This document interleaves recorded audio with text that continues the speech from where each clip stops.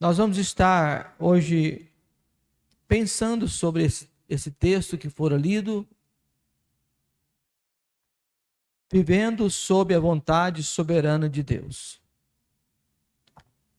Quando nós caminhamos chegando aqui nesses versículos, nós vamos observar hoje que mais uma vez a palavra de Deus nos confronta com uma das áreas mais sensíveis da nossa vida, o nosso futuro. Todos nós, de alguma forma ou de outra, fazemos planos.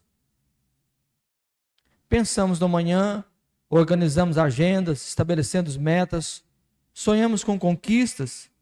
Isso em si não é pecado. O problema não está no planejamento, mas na independência de Deus ao planejar. O apóstolo Tiago, com uma linguagem pastoral direta, expõe a fragilidade do homem e, ao mesmo tempo, a soberania de Deus. Ele nos chama a abandonar uma vida guiada pela autoconfiança e abraçar uma vida marcada pela dependência do Senhor. Esse texto nos ensina que viver corretamente não é o ter o controle do futuro, mas reconhecer quem está no controle dele.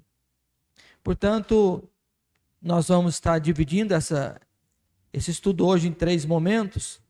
O primeiro, do versículo 13 ao 14. Tiago vai estar instruindo a nós, a igreja, aos irmãos que estavam dispersos, e hoje a nossa vida, aos irmãos que estão aqui, aqueles que ainda ouvirão esta palavra pelas redes sociais. O Senhor Deus estará nos ensinando verdades simples, porém profundas. E o versículo 13 e 14 diz assim: Eia agora, vós que dizeis, hoje ou amanhã iremos a tal cidade, e lá passaremos um ano, e contrataremos e ganharemos. Digo-vos que não sabeis o que acontecerá amanhã, porque que é a vossa vida? É um vapor que aparece por um pouco e depois desvanece. O texto começa com uma exortação forte. Ei agora, vós que dizeis. Era direcionado a um grupo de pessoas. E hoje essa palavra é direcionada a mim e a você. Vós que dizeis, hoje ou amanhã iremos a tal cidade. Tiago descreve expressamente pessoas confiantes. Eles têm um plano completo. Define tempo, lugar, duração, atividade e resultado. Tiago fala como alguém que explica sobre as metas da vida, e nós que fazemos um planejamento do nosso futuro. E não é o pecado planejar. Até devemos ser prudentes e devemos planejar com atenção, com muita diligência, o nosso futuro. O que Tiago está combatendo agora é uma presunção do homem. E por vezes esse orgulho passa ao nosso coração. E ele estava dizendo, vós que dizeis, hoje ou amanhã, é um tempo, determina um tempo. Tal cidade, o lugar, um ano, a duração, negociaremos a atividade, ganharemos o resultado. Percebe-se aqui uma trilha, parece que é uma trilha e um caminho de uma pessoa que é empreendedor. Ele pensa, ele define metas, ele faz os seus cálculos, os seus negócios, ele negocia e ele tem um retorno, ele ganha. E Tiago está instruindo algo importante. À primeira vista, isso parece prudência, mas na realidade revela um coração independente de Deus. Tiago então confronta essa postura com a verdade contundente. Ele vai nos ensinar hoje que nós vamos aprender mais uma vez lições práticas de uma vida cristã que agrada a Deus. Porque nós, em vez de falarmos amanhã nós faremos, ele vai nos dar receita de como nós assim procedemos. Eu era adolescente, tinha um programa aqui na cidade de Araguari, que era um programa muito ouvido. E todos os dias o locutor terminava o programa e ele falava assim: amanhã estaremos de volta, no mesmo horário, na mesma emissora. E por muito tempo ele falou.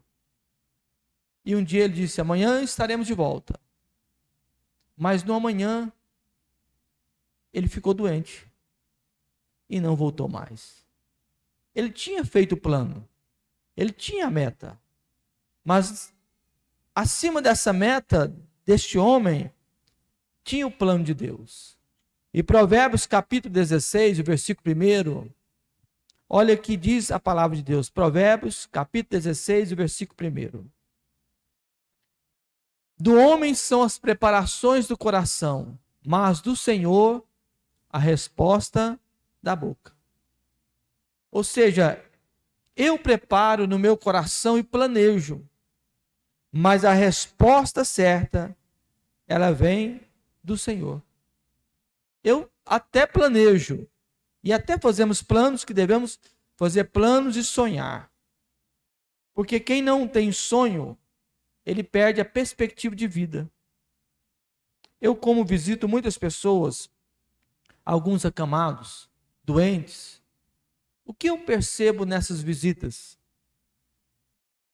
Que enquanto a pessoa, mesmo doente, ele está pensando, ele está sonhando, ele encontra algo para ele lutar. E quando essa pessoa, ele para de sonhar, logo perde a perspectiva de vida e entrega os seus pontos. Então nós devemos sonhar, nós devemos pensar, nós devemos planejar. Mas Tiago vai nos orientar como nós devemos assim fazer. Porque se nós falarmos hoje ou amanhã, vamos a tal cidade, passaremos o ano e contrataremos e ganharemos, no versículo 14 ele traz a sequência do texto. Digo-vos que não sabeis o que acontecerá amanhã. O texto grego, a ideia de saber, refere-se ao conhecimento seguro, domínio da situação. Tiago está dizendo: vocês não têm controle, vocês não têm certeza, vocês não sabem. Nós não sabemos o que vai acontecer da nossa vida daqui a 10 minutos. Ninguém sabe. E ele faz uma pergunta: o que é a vossa vida? O que é a vida? E ele mesmo responde: é um vapor que aparece por um pouco e depois se desvanece. A vida nossa, ela é considerada como um vapor. Hoje estamos aqui, de repente passa-se, não estamos mais. E a gente tem que pensar e pedir ao Senhor Jesus que nos dê um coração sábio,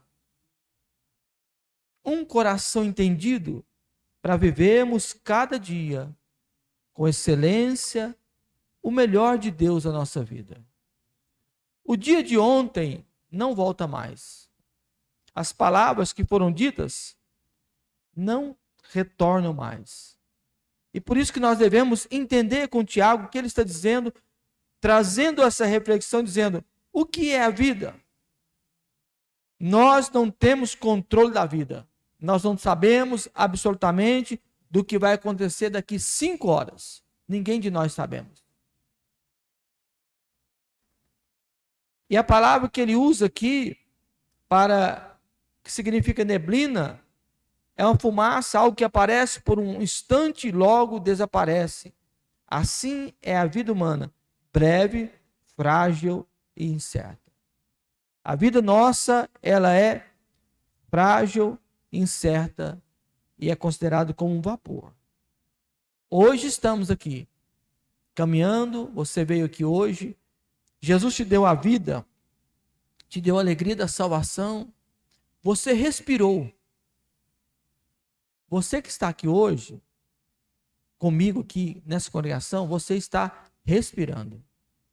E muitas vezes, nós nem damos graças a Deus e nem percebemos de tão automático que fica a nossa respiração. Mas fica sem oxigênio alguns minutos.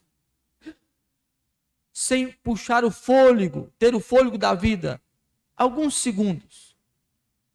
Quando o homem engasga, que perde o fôlego, por poucos segundos ele vai entender como é importante esse ar que nós respiramos.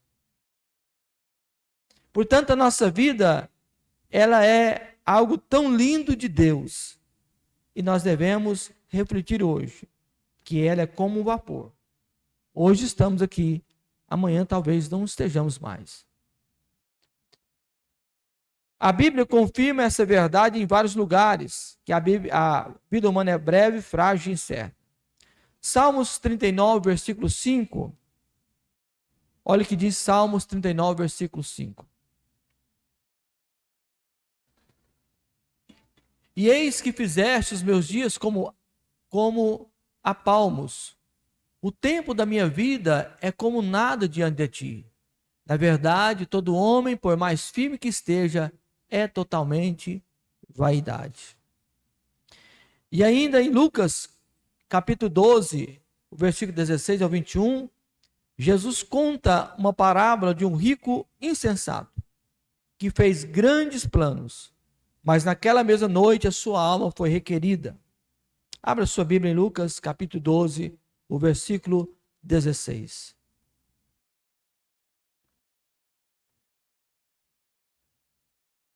Vamos ler a partir do versículo 13. Disse-lhe um da multidão, a partir do versículo 13. E disse-lhe um da multidão: Mestre, diz a meu irmão que reparta comigo herança. Mas ele disse: Homem, quem me pôs a mim por juiz ou repartidor entre vós? Chegaram para ele dizendo: Senhor, eu estou com um problema na minha casa de herança. E meu irmão não quer repartir. Jesus falou assim: eu não sou juiz. Não me coloca nessa parada, porque ela não é minha. O que é para mim resolver, eu vou resolver. O que é para vocês resolver, resolvam vocês. E como pastor, eventualmente eu recebo no gabinete questões de famílias. E um dia chegou lá uma senhora pedindo que eu orientasse alguém sobre herança. E na hora eu vi esse texto, eu abri esse texto e nós lemos lá na palavra de Deus. E eu disse para ela: olha, Jesus falou isso aqui e é o mesmo que eu te digo. Vai entre vocês, conversa entre vocês. Eu não sou juiz e não sou repartidor. Sou pastor, ministro do evangelho, cuido da alma, preparo para levar vocês para o céu. Questão de herança, veio com vocês. Isso que Jesus falou. Discuta entre vocês. Versículo 14, 15. E disse-lhe: acautelai-vos e guardai-vos da avareza, porque a vida de qualquer não consiste na abundância que possui. Então ele propôs uma parábola. Parábola, o que era uma parábola? Parábola era uma história, real ou não, para trazer um fato, explicar uma verdade. Isso é parábola.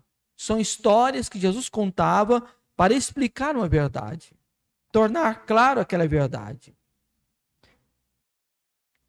E ele diz assim: e propôs uma parábola dizendo: a herdade de um homem rico tinha produzido com abundância, e arrazoava ele entre si, dizendo: que farei? Não tenho onde recolher os meus frutos. E disse: farei isso, derrubarei os meus celeiros, edificarei os outros maiores, e ali recolherei todas as minhas novidades, os meus bens. E direi à minha alma: tens em depósito muitos bens para muitos anos. Descansa, come, bebe e folga. Mas Deus lhe disse: louco, esta noite pedirão a tua alma, e o que tens preparado para quem será? Assim é aquele que para si ajunta tesouros e não é rico para com Deus. Jesus traz essa parábola falando algo importante, que aquele homem tinha muito dinheiro, tinha um campo que produzia, e ele pegou os seus celeiros e edificou outros maiores. Mas o Senhor disse para esse louco: esta noite pedirão a sua alma. E o que tens preparado, para que será? Aquele homem tinha planos maiores para viver uma vida melhor, mas ele colocou a sua confiança nos seus bens e não em Deus. E o Senhor Jesus quer que nós coloquemos toda a nossa confiança nele. A sua segurança não está no homem, não está em bens, ela está no Senhor. A segurança nossa e o cuidado que nós teremos pela manhã está no Senhor. E é tão linda essa palavra, esse cuidado que nós devemos ter diante de Deus, essa segurança que Jesus está cuidando de nós e que Ele continuará cuidando da sua igreja, porque Ele é Deus. Mateus capítulo 6, o versículo 25.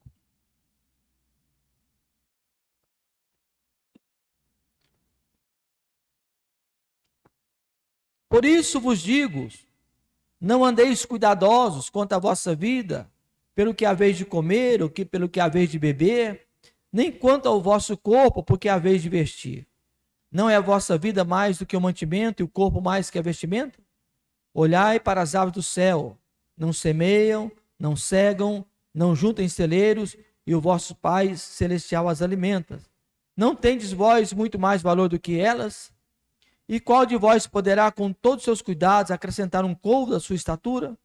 E quanto ao vestiário, por que andais solícitos? Olhai para os lírios do campo, como eles crescem, não trabalham nem fiam. E eu vos digo que nem mesmo Salomão, em toda a sua glória, se vestiu como qualquer deles.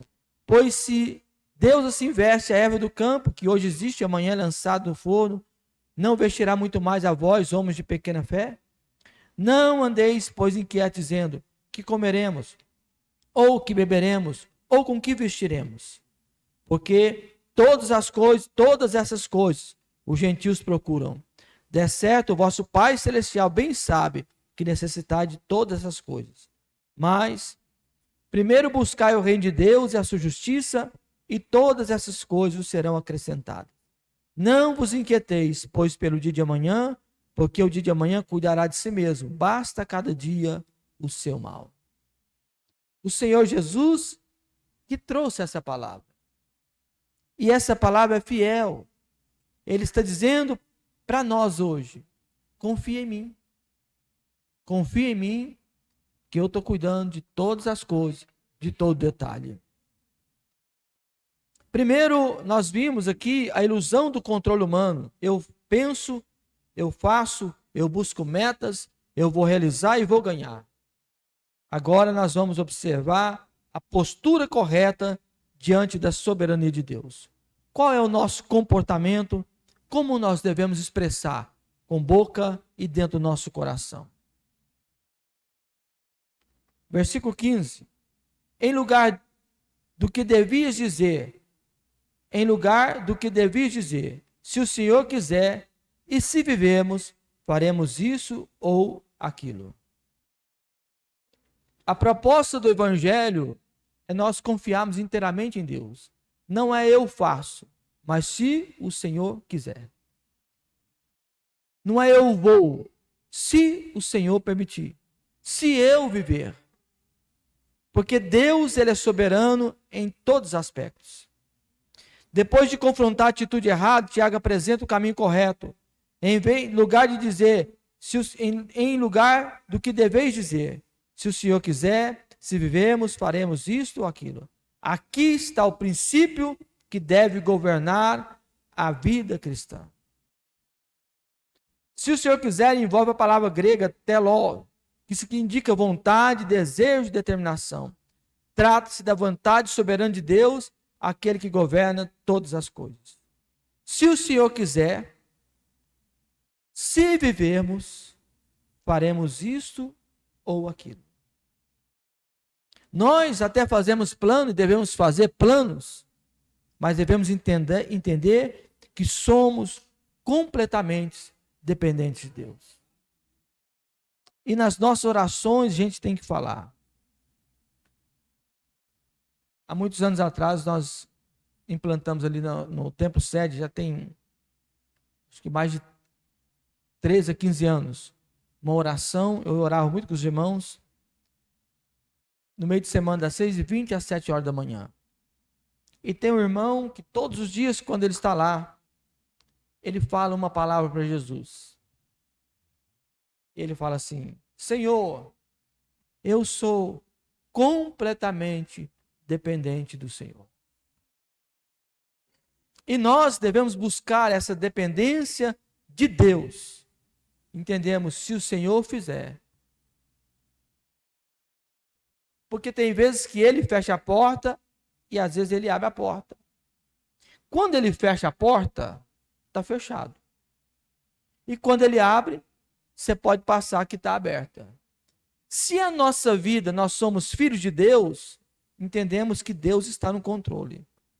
Então nós vamos ver essa postura correta que o cristão deve ter. Jesus, ele orou dessa forma. Mateus capítulo 26 e o verso 42. Mateus 26, 42. Jesus, para enfrentar o Calvário, ele fez uma oração da agonia no Getsemane. E indo segunda vez, orou dizendo: meu Pai, se esse cálice não pode passar de mim sem que eu beba, faça-se a tua vontade. Primeiro, Jesus pede que Deus o livra. E nós podemos pedir que Jesus nos livre do mal, que nos livre do cálice amargo. Mas no finalzinho ele falou: Senhor, seja feita, Pai, a tua vontade.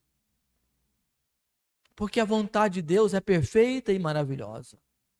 Muitas vezes queremos a nossa vontade, mas deve ser feita a vontade de Deus. Alguns anos atrás, eu estava orando acerca de um assunto e eu não tinha entregado para ser a vontade de Deus. Eu orava para que fosse feito como eu queria que fosse feito. E por algum tempo eu fui orando, a alma angustiada, porque na minha visão, aquilo era a forma certa de fazer. E eu orava e falava: Senhor, eu não aceito. Não é o princípio. Eu não creio nisso. E um dia pela manhã, eu acordei e me veio na mente uma canção. E a canção era aquele hino: tudo entregarei. E aquele hino ficou na minha mente o dia todo: tudo entregarei. Aí eu fui orar novamente e falei: Senhor, me perdoa. Seja feita a tua vontade. E eu sabia que a vontade de Deus naquele momento, para mim, aparentemente, entre aspas, seria uma perca muito grande. E de fato, por um momento, houve esse dano. E eu tive que chorar. Mas a oração cura. A oração é remédio. E quando eu entrei no templo e dobrei os meus joelhos, o Senhor Jesus falou comigo assim: confia em mim. E ele veio, eu percebi ele tirando do meu coração aquela angústia, e eu fiquei liberto. E depois eu fui entender, com o passar dos dias, que a vontade de Deus era perfeita e maravilhosa. E hoje eu glorifico a Deus por ter entendido isso. E a princípio eu perdi, parece que eu perdi, mas era Deus preparando o terreno para tirar tudo de mim, para que só fosse o crédito somente para Jesus. Getsemane é lugar de prensa. Por isso que Jesus foi no Getsemane. Getsemane é lugar de prensa. Porque Getsemane, Jardim do Getsemane, era no Monte, ficava perto do Monte das Oliveiras. E lá tinha um jardim, um horto chamado Getsemane. E como que era o Getsemane? Como que era a prensa? Eles pegavam o azeite, e colocava o azeite, vinha com uma madeira muito grande, muito forte, pesada, e jogava, imprensava aquela azeitona. Quando eles imprensavam aquela azeitona, saía dela o azeite. Aí quando terminava, não estava saindo mais, eles pegavam outra prensa, imprensavam mais, peso de 2 prensas, extraía mais um pouquinho. Aí pela terceira vez, pegava outra prensa e colocava em cima daquelas prensas, 2 prensas, aí imprensava. Tirava todo o azeite. Por isso Jesus orou 3 vezes. Ele foi prensado e estava dizendo: Pai, tira tudo de mim, que seja somente do Senhor. E qual foi a vontade do Pai para Jesus? A morte. Deus não o livrou da morte, mas pela morte nasce uma igreja vitoriosa. O sofrimento de Jesus no Calvário, pelo sofrimento nasce uma igreja. E estamos aqui hoje, fruto do sofrimento de Jesus. E às vezes nós também passamos pelo Getsêmani. Somos prensados para tirar tudo de nós e a gente ser completamente dependente de Deus. E no momento você não está entendendo, você não vai entender. Mas depois, aqui ou na eternidade, você vai entender realmente Deus é bom. Como nós ouvimos domingo, tudo que Deus faz, tudo que Jesus faz é bom.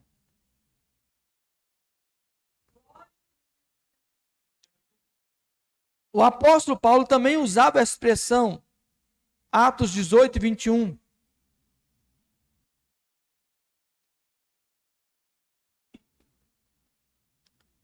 Antes se despediu deles, dizendo: querendo Deus, outra vez voltarei a vós. E partiu de Éfeso. Tem uma tradução que está dizendo: se o Senhor permitir, quiser. Mas aqui diz: querendo Deus. Se o Senhor quiser, eu volto a vós. Se Ele não quiser, eu não volto a vós. E nós vemos também em 1 Coríntios, capítulo 16, versículo 7, ele reafirma essa dependência. 1 Coríntios 16, 7. Porque não vos quero fazer agora de passagem, mas espero ficar convosco algum tempo, se o Senhor permitir. Então nós devemos entender que essa é a verdade, se Deus quiser. A postura que nós devemos dizer é: se Deus quiser. Não deve ser apenas uma expressão religiosa vazia, deve ser uma postura sincera do coração. Significa viver com submissão à vontade de Deus, dependência contínua, confiança no cuidado de Deus. Quando a pessoa vive assim, ela entende que os seus planos são importantes, mas a vontade de Deus é perfeita. Ela aprende a descansar, porque sabe que o futuro está nas mãos certas. O meu futuro está nas mãos de Deus. O seu futuro está na mão de Deus. E na embarcação da nossa vida, tem um capitão chamado Jesus. Confia nele. Confia nesse capitão chamado Jesus. Ele é o grande piloto. Ele sabe te levar e irá te levar no lugar onde Ele quer te levar. Sejamos completamente dependentes do Senhor. Para terminar, o terceiro tópico: o perigo da presunção e o pecado da omissão. Mas agora vós dizeis em vossas presunções: toda glória tal como esta é maligna. Aquele, pois, que sabe fazer o bem e não o faz, comete pecado. A palavra presunção, a alazoneia do grego, significa arrogância, vanglória, ostentação.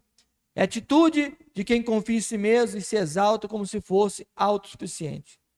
Tiago é muito claro: toda glória tal como esta é maligna. Ou seja, não é apenas um erro, é pecado. É algo que moralmente mal diante de Deus. E a Bíblia nos ensina a gloriar não nas presunções, Olha como que é o caminho do evangelho. Ele é oposto. Ele é diferente. Abra sua Bíblia em 2 Coríntios 12, 9.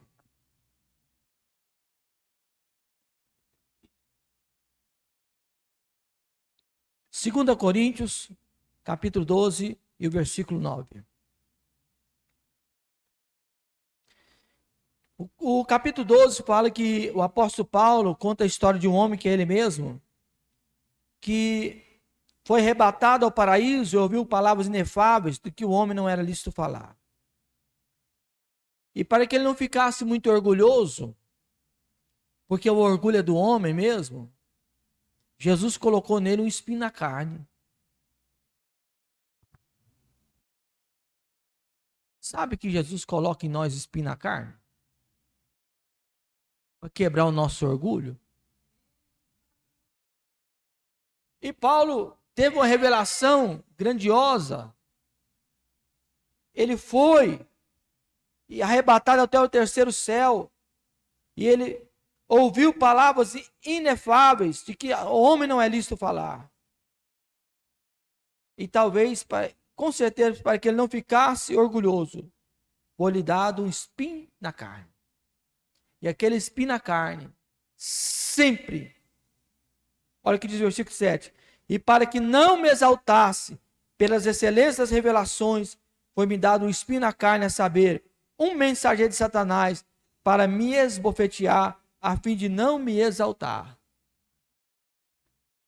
Todas as vezes que o homem quer exaltar, Deus coloca um espinho na carne. Aí ele fica humilde, manso. E Paulo orou 3 vezes ao Senhor, dizendo: Senhor, tira de mim, desvia de mim, Senhor.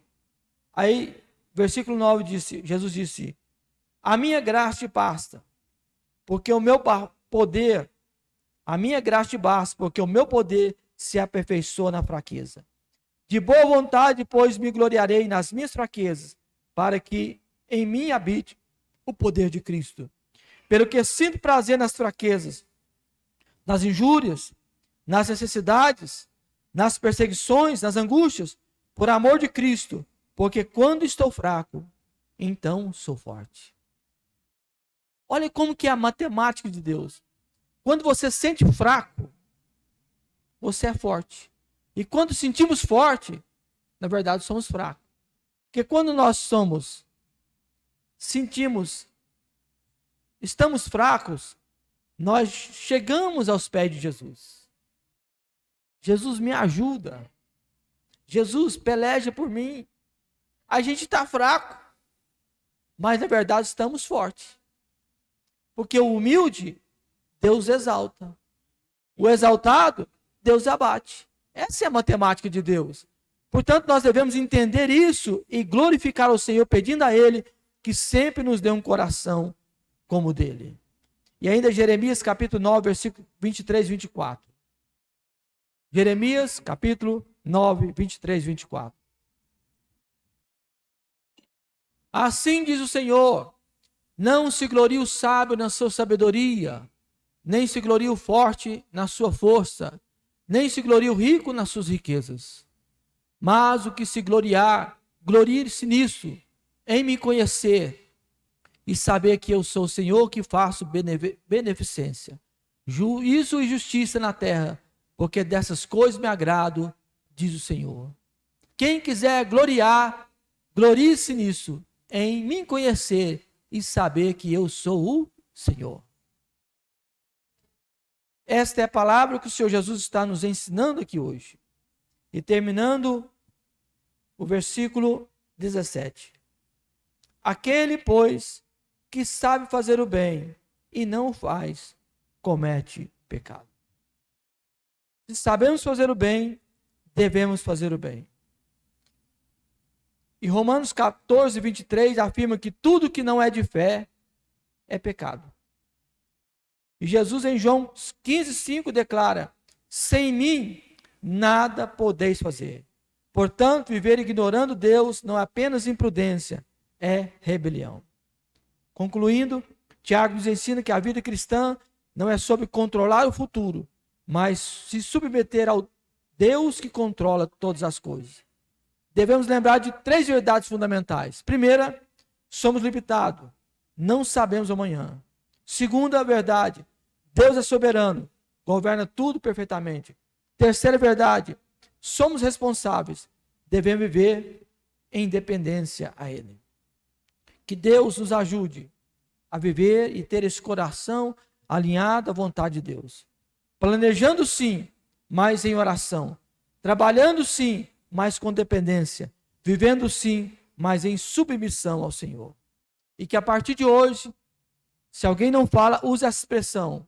Você vai falar assim: se o Senhor quiser, se vivermos, faremos isso ou aquilo.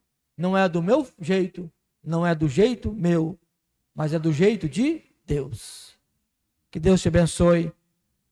É sempre bom estarmos juntos aprendendo a palavra do Senhor.